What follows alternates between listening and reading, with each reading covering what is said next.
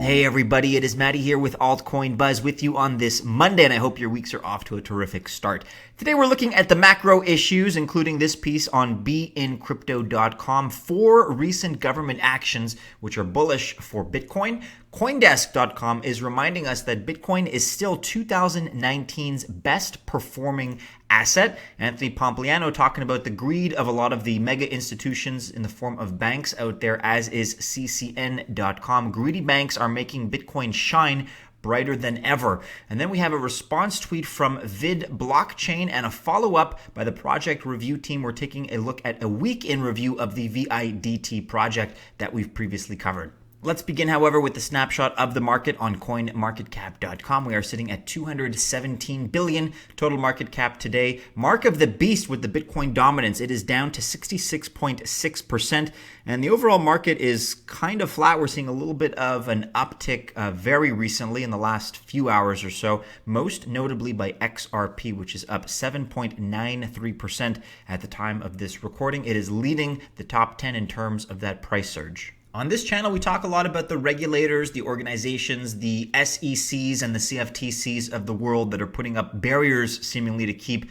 the Bitcoin bro down. But here are 4 recent government actions which are actually bullish in the world of Bitcoin, taking a look at the international perspective. So Turkish government freezes 3 million plus bank accounts. And although this is not a good thing for the Turks, the citizens of that country, of course, in the long term, it may have indirect repercussions which are good for Bitcoin, of course. So this was previously reported by Be In Crypto. The Turkish government announced that it would be freezing bank accounts from individuals or companies who either owe taxes or have outstanding debts. Over 2.5 million individuals who owe taxes are having their assets frozen, while 800,000 will suffer the same fate due to outstanding debts.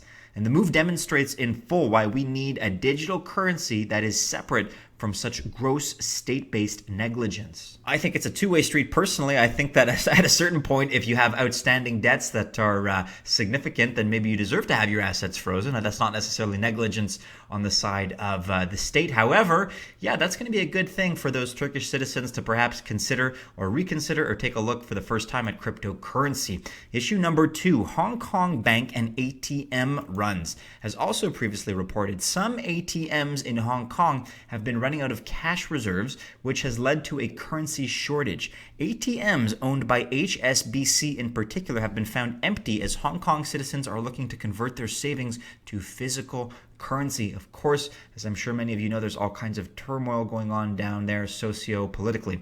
This is due to a valid fear that mainland China surveils protesters by following their digital spending habits. There has also been a significant spike in over-the-counter Bitcoin trading in the country as well. Issue number 3, Indian PMC Bank put under restrictions and blocks withdrawals. The Reserve Bank of India ordered PMC Bank to restrict its withdrawals since it is under investigation. And for now, customers can only be allowed to, quote, withdraw a sum not exceeding 1,000 rupees of the total balance in every savings bank account or current account.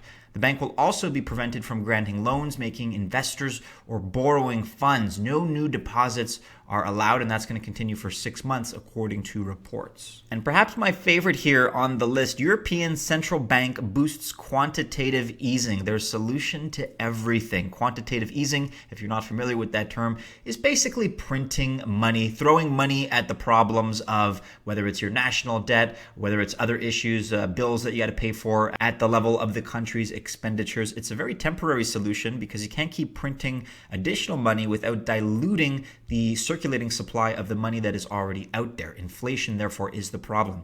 ECB President Mario Draghi has said that the bank will restart its quantitative easing measures, as reported by Forbes.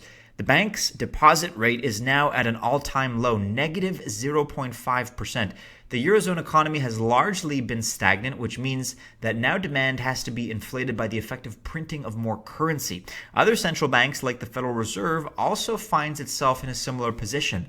The end result is a runaway monetary policy. And my personal opinion now, for those that are a little bit more, let's say, economically inclined, they enjoy studying the issues, they enjoy being up to speed with what's happening in the world, I think nothing will turn them off the existing paradigm like quantitative easing. That's really my number one most repulsive factor. And it's one of the ones that originally brought me into the cryptocurrency and Bitcoin space, that's for sure. This is also one of the variables that guys like Max Kaiser say are going to force the paradigm shift in the near to medium term future. And just a quick reminder now on Coindesk.com that Bitcoin is 2019's best performing asset, and that's even after the recent price downturn.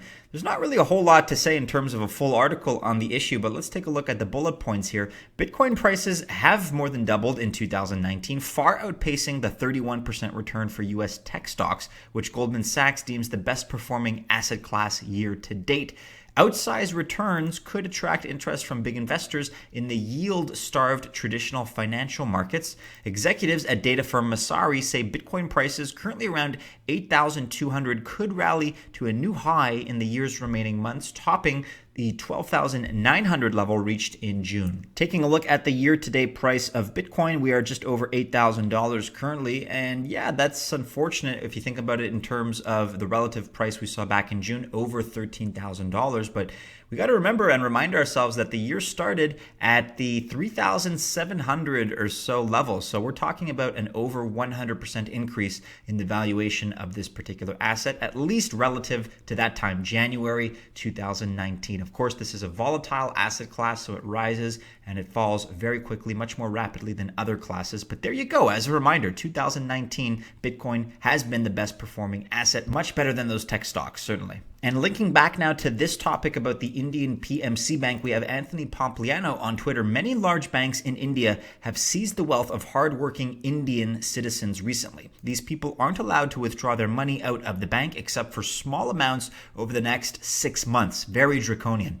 Bitcoin isn't about speculation. It is freedom to millions globally. And this piece on CCN sums it up pretty well. Greedy banks are making Bitcoin shine brighter than ever by contrast against what is happening in some of these institutions. Bitcoin is better than the banking system for a ton of reasons. You go to your neighborhood ATM to take out money that belongs to you, but the bank that has kept your deposits to dispense loans charges you a fee for using that ATM, and that fee has only increased with time. According here to @TikTok, Bloomberg TikTok, bank fees across the US are climbing to an all-time high.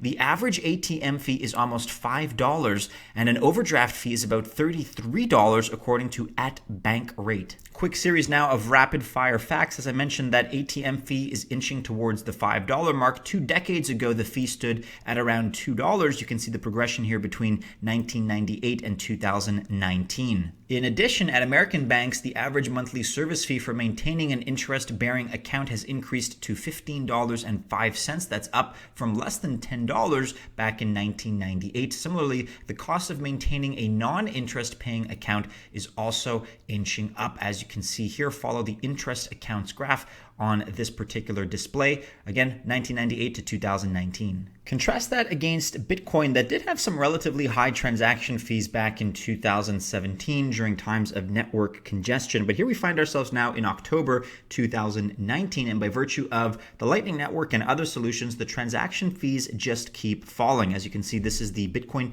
average transaction fee historical chart. We are well below $1, at least at the time of this recording. This tweet sums up the issue pretty neatly. Next time someone asks you, what problems does Bitcoin solve? Well, here's one. To transfer $194 million, it only costs you $0.1. That is 10 cents. You can send it anytime you want to anyone you want, just about instantaneously, and your ID is not required. That is definitely a solution to a problem, at least in my book. And compare that to a wire transfer of $1,000 from the US to Hong Kong, which could cost about $56, and additionally could also take days and days to go through. Doing the same through Bitcoin is only going to cost $18, and the transaction will be through in about an hour. Not to mention that in Hong Kong, locals can't withdraw any cash whatsoever from ATMs that have run dry. So check out the rest of this article in full if you're so inclined, but these are all the reasons why the banks are becoming greedier and greedier, and Bitcoin really at this point offers offers the best solution to the problems that we keep encountering and that keep festering. In other news here, we are taking a look at this tweet at VID Blockchain. Great VIDT review by Altcoin Buzz with updates on VIDT platform, VIDT B2C, and most of our blockchain partners. VIDT, of course, is referring to this particular piece on altcoinbuzz.io brought to us by the project team on the 6th of October, a week in review looking at VIDT. They have an exciting week of updates and announcements to begin Q4 of 2019, and in this sponsored piece, we are taking a look at what those updates are. If you haven't checked out our VIDT overview from earlier in the week, we took a look at them a few days ago in more broad strokes, the team, the platform, the VIDT token, and more details. If you haven't already taken a look at that, do be sure to check out the link, which we include here. More recently, though, KuCoin listing and increased availability of exchanges. Monday saw VID's hard work pay off with VIDT being listed on the KuCoin exchange. Working to consolidate and have this completed by the end of Q3, VIDT succeeded in their goal. Check out the announcement here and view the trading pairs. This was announced on @KuCoin Updates on the 30th of September. Tuesday, we saw the introduction of the VIDT platform. From now on, every user of the VIDT platform can become a reseller. With the opening up of the VID tech, every team with a solid use can build date integrity into their own business processes. With the realization that the mission of VID could be much larger and applied to multiple industries and use cases, the VID API allows freedom and versatility. This means the model is up to the reseller to tailor to their specific processes, whilst all validations and verifications will run through the proven VIDT platform. Day 3 of the VIDT News Blast had the announcement of the VIDT B2C beta update, calling all users to apply with use case ideas, with the best use case winning 1,000 VIDT and the ability to be the first to try out the Pocket Validator themselves. Check out how the Pocket Validator works in the video which is being played here, and ask yourself, can you think of any use cases? We are calling out to you all members of the Altcoin Buzz Army. If you can think of some good use cases, then submit your ideas and be in the running for those 1,000 VIDT. As I always say, if people are going to be entering a contest, you may as well be the one that wins. Let's talk now about some of the new and exciting partners of VID. The end of an exciting week of solid progress concluded with the announcement of the VID focus for the coming months with partnerships and the New York tour. VID laid out partnerships with multiple different companies in different industries, including Waves, IBM, Trust Wallet, and of course Altcoin Buzz. VID has partnered with Altcoin Buzz to showcase the consistent updates and announcements